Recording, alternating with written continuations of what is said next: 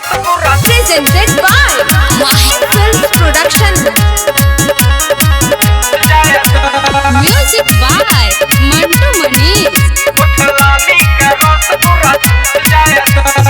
गिरत बड़ी शीतलहरी जाइब न घरवा से बहरी गिरत बड़ी शीतलहरी जाइब न घरवा से बहरी धोके पहुंचा में हमरा के रुस जाए तो देह कांपे रजैया में घुस जाए तो उठ लाली के रस पूरा चूस जाए तो देह कांपे रजैया में घुस जाए तो उठ लाली के रस पूरा चूस जाए तो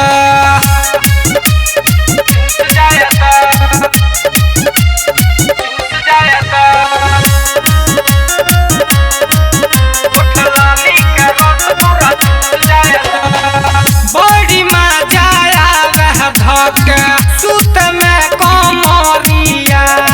भाग जाला जाड़ जो सोटला टंगरिया बड़ी मजा आवे धके सुत में कमरिया भाग जाला जाड़ जो सोटला टंगरिया कहे झनकेलू मुहुआ में जुस जाए तो देह कांपे रजैया में घुस जाए तो उठ लाली के रस पूरा चूस जाए तो देह कांपे रजैया में घुस जाए तो उठ लाली के रस पूरा चूस जाए तो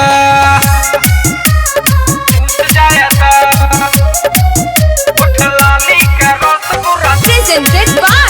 Mahir Films Production.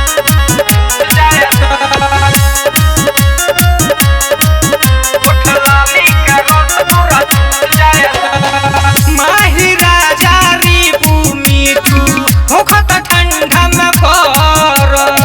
मुख के मुश्किला कहे बड़ू तुरुई खनिलर माही राजा री भूमि तू होखत ठंडा में पर मुख के मुश्किला कहे बड़ू तुरुई खनिलर